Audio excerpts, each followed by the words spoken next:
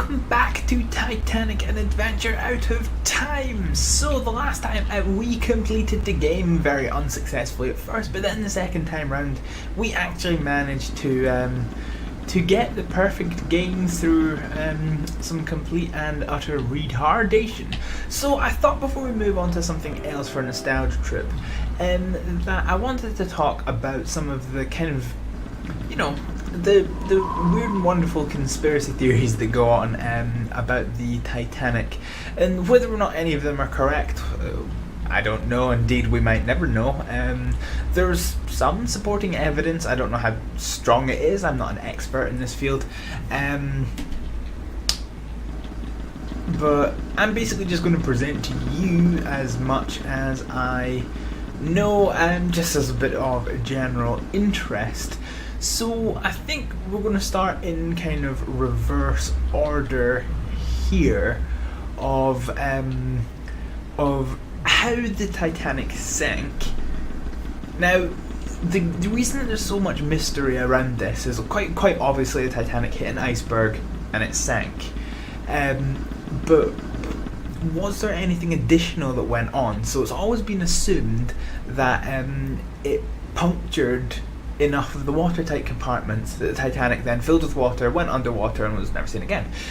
Well, other than the wreck. But we don't technically know that for sure, because if I put on screen just now a picture of the wreck of the Titanic. Now this is a composite mosaic of the wreck of the Titanic, so this is kind of how it really looks at the time that the pictures were taken. And as you can see in the bow, because of the speed at which the bow hit into the kind of surface beneath the ocean, it actually buried the keel quite deep down. So in fact, the marks of the fatal blow of the iceberg are actually, forever lost to us. So we don't actually know that all 5 of those compartments were directly hit by the iceberg. Might have been 4, might have been less, might have been more for all we know. All we know is that it's lost. So there's 2 kind of theories that I know of that kind of go on to explain exactly why the Titanic sank. And like I say, there are evidence for them. How strong it is, you would need to ask an expert in the field, which I am not. I'm just presenting it as far as I know. So with that very important caveat out of the way, I will explain the first one, which is basically the theory that the Titanic broke its back. So the theory states that obviously if you've got the Titanic sailing and you've got the iceberg, the Titanic hit off the iceberg and that's where all the damage occurred. This theory states that in fact the iceberg was not flat shaped, it was kind of an L shaped, and as well as the front of it hitting off the side of the ship, in fact the bottom of the ship scraped along the base of the iceberg as well, causing additional damage to the underside of the Titanic. So how does this actually kind of translate into anything to do with the sinking? So most original portrayals of the Titanic showed the Titanic sinking as one ship, as in it didn't break apart. It was only in James Cameron's portrayal of the Titanic that it kind of started, obviously James Cameron, in doing the kind of, I don't know if it's research, the excuse to make his film, found the wreck of the Titanic and of course discovered it in 2 bits, finally confirming the theory that it broke apart. Now in James Cameron's portrayal of the Titanic hits the iceberg and starts sinking. It gets a certain point and then it breaks downwards back into the water. The front part goes, the second part then rears up and then sinks.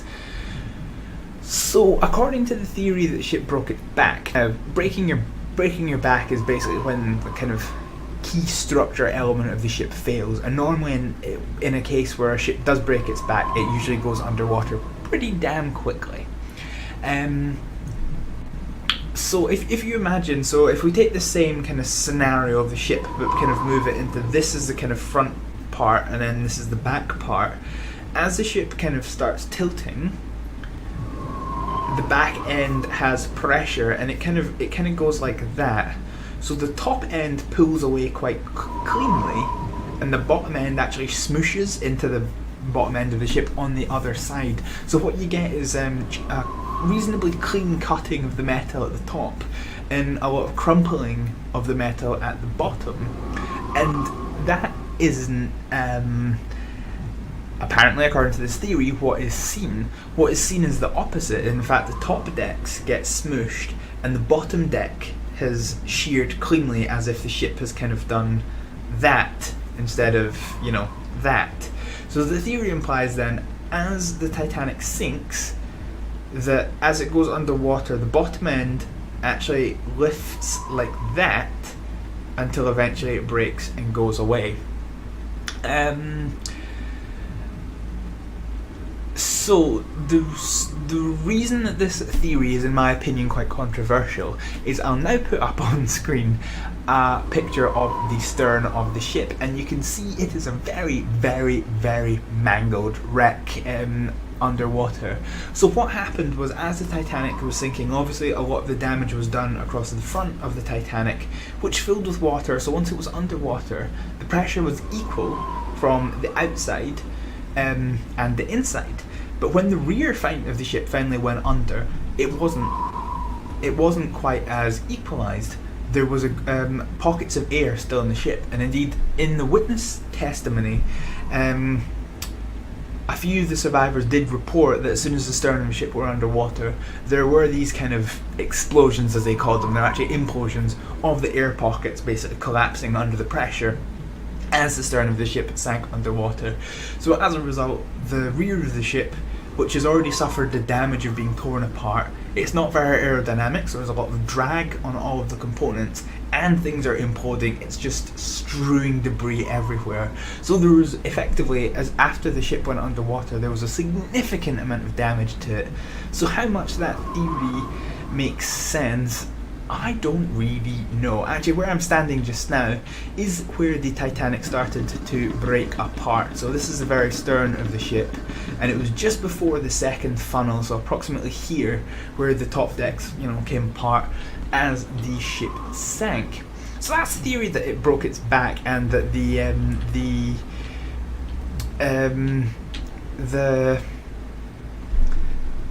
damage to the bottom of the hull kind of contributed to the sinking. It's worth noting that the damage, so one of the reports I read of a ship breaking its back, it literally went underwater within 5 minutes. And this was, several decks worth of ship. Obviously, Titanic was a few orders of magnitude bigger than that. But it happened very, very quickly from what should have been a very sturdy ship. It's worth noting that Titanic took quite a while to go under, particularly given its size. If you look at the HMS Britannic, which was the hospital ship, so there was 3 ships in the Olympic class. Is it the Olympic class or Titanic class? I think it's the Olympic class. So it was the HMS Olympic, HMS Titanic, not the HMS, that is completely wrong. It's the RMS Titanic, the RMS Olympic, and the HMHS, which is Her Majesty's Hospital Ship, Britannic. The Britannic was the other Titanic vessel to sink, and what happened was it hit a mine.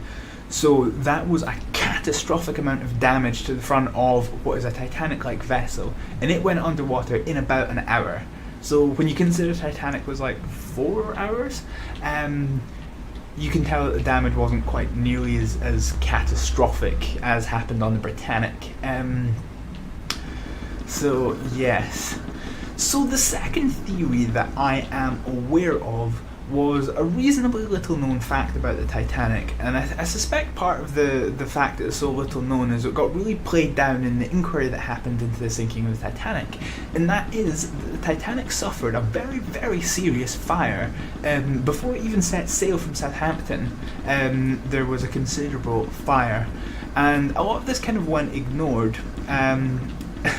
And there was a documentary published this year, I think it was New Year's Day actually, so a few of you probably know what I'm thinking, where they found an album of photographs of how the ship was in Belfast, and what it shows is approximately where I'm standing now. Let's go back up. There was a mark, a long diagonal mark, about 30 feet across, that was just black, a charred mark across the Titanic's hull. And that was behind that wall, that mark, was where this fire was taking place. And of course, this was the place where the iceberg struck the Titanic. So it basically hit in a part of quite strong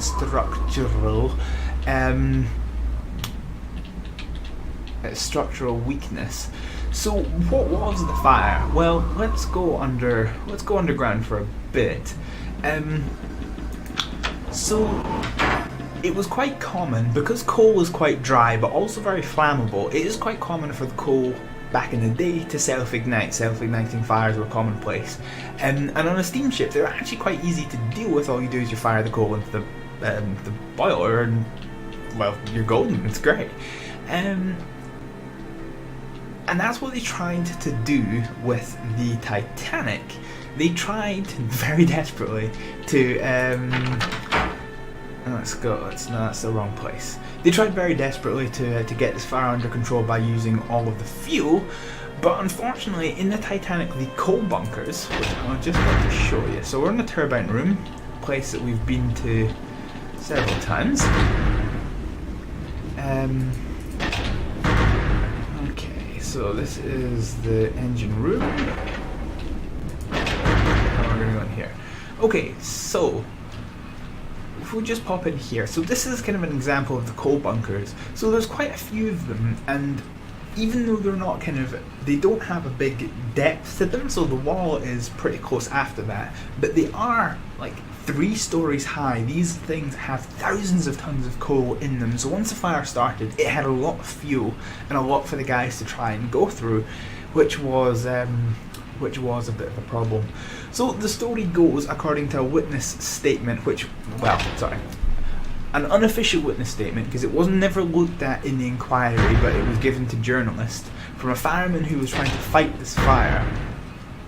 And the story goes that in boiler room 6, which is where I'm going to just now, so basically when I say boiler room 6, there's another side to this, which is boiler room 5, and then this will be boiler room 6 just before the cargo hold. So we've got the cargo hold on the other side, and this is the coal chute that is on fire, trying to consume all of the coal that is in this. And the story goes that when the iceberg hit, the compartment between the cargo hold and boiler room 6, it held. It did not get punctured by the iceberg. So Titanic took on water, and it filled the first 4 compartments, and the Titanic held. It was not sinking anymore.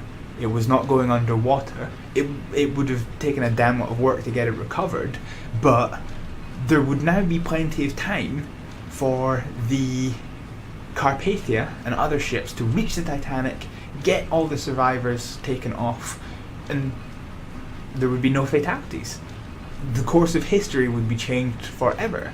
There are a lot of safety laws that kind of came in after the Titanic. In fact, another fun fact about the Titanic, since the sinking of the Titanic, not a single ship has been lost to North Atlantic ice. That was how kind of seriously the Titanic disaster was taken. So the theory of the fire goes that it held. The Titanic was no longer sinking until the fire damaged steel in between the compartments of 4 and 5 eventually gave way, and boiler room 6 started to flood. And as a result of that flooding caused by the fire damaged walls, that was it. It was 5 compartments, and one after one they started filling up, and eventually the Titanic sank and went underwater, which is, yeah. So that's the theory of the fire, but the thing I like about the theory of the fire is it answers one of the reasonably unanswered questions of the Titanic disaster of why did it hit the iceberg in the first place, and when it did, why was it going at like 20 miles an hour? It was going nearly top speed. So the reason the fire kind of does well to explain that, the Titanic only has a limited amount of fuel on board. I'm sorry if you can hear anything outside, it's the Edinburgh Fringe and the fireworks are going off. The there's only a limited amount of fuel on board, and the faster you go, the more fuel you burn, the less fuel efficient it is. So you are rapidly trying to shovel this coal into the furnaces.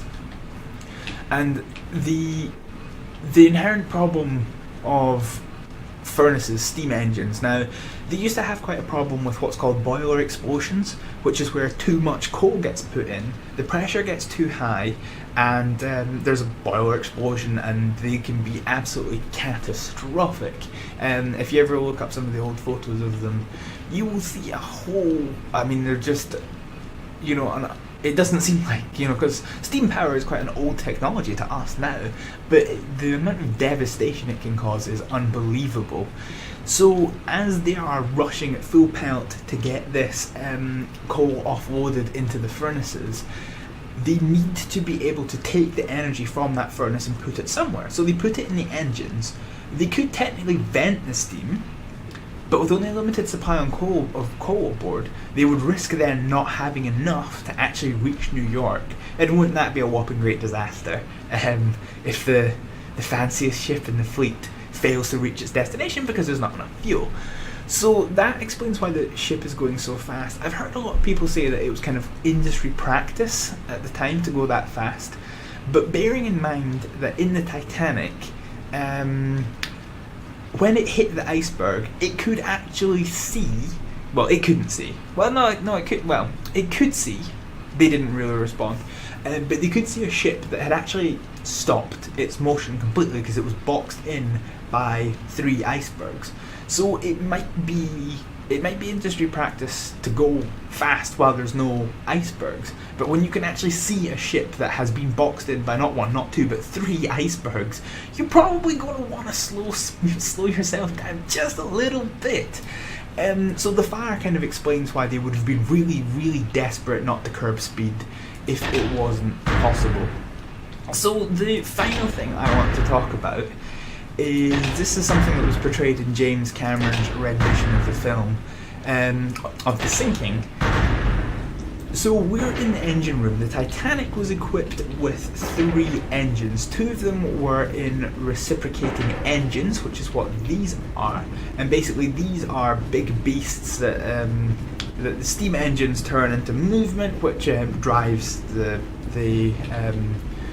shafts. And so this powers the left and the right engine, and that's all fine and good. Then we go past the control room on the far side, and we've got the turbine engine. So this one controlled the centre of the 3 engines, and this one runs on the kind of byproduct steam of the reciprocating engines.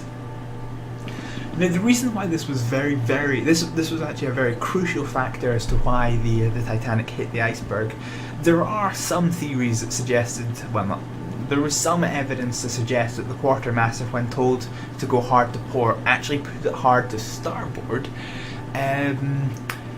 But ignoring that, this one was very, very well portrayed in James Cameron's film. So the problem with reciprocating the good thing about reciprocating engine is they have a big complex gear system, which means they can actually change direction reasonably easy.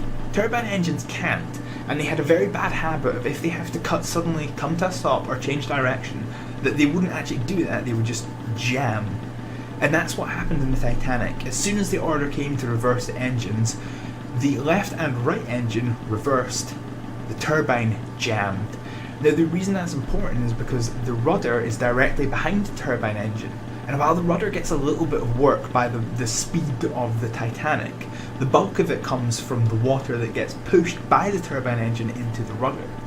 So with the turbine engine jammed once they hit the reverse gear, there was no water going over the rudder. The rudder was not turning the Titanic, and so it hit into the iceberg, and the events kind of unfolded. So we've kind of done that in reverse order. We've kind of explained why it sank so, and then I've given you the theories behind it, and I've kind of explained why it hit the iceberg. You know, the fact it was going so fast, potentially due to the fire, and the fact that it just could not turn. because of what's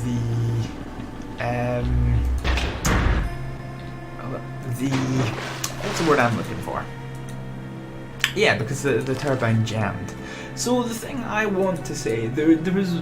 So people always talk about what could have been done to save the Titanic.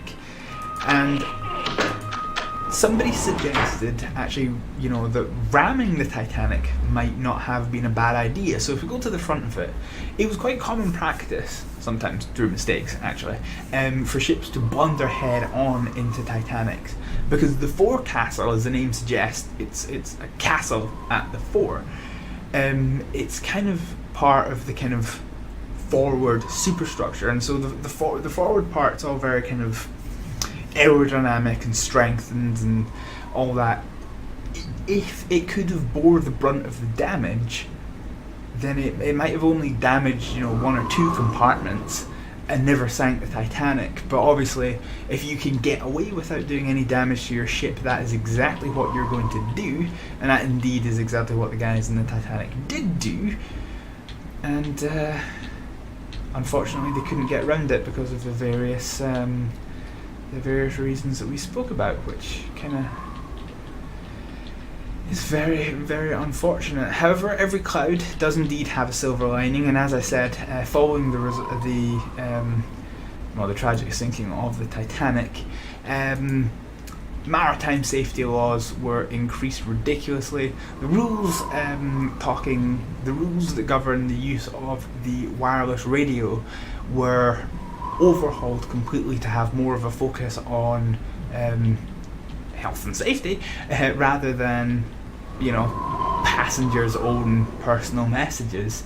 And yeah, like I say, the legacy of Titanic is that not a single ship since then has been lost to North Atlantic ice, which is, I mean, if you're going to have a big disaster, then at least that's a kind of a good reprise to it. But yes, that has been what has now turned into quite a substantial length little bit of intrigue into the sinking of the Titanic, and some of the theories postulating around. Like I say, this is just the theories as I remember them. I'm not an expert in Titanicology or metallurgy or any of the fields that are involved in the theories behind them. I am just quoting from what I remember from various documentaries I have seen in the past, stuff that I find very interesting. Might not be 100% correct, but there's a good chance that we'll probably never know.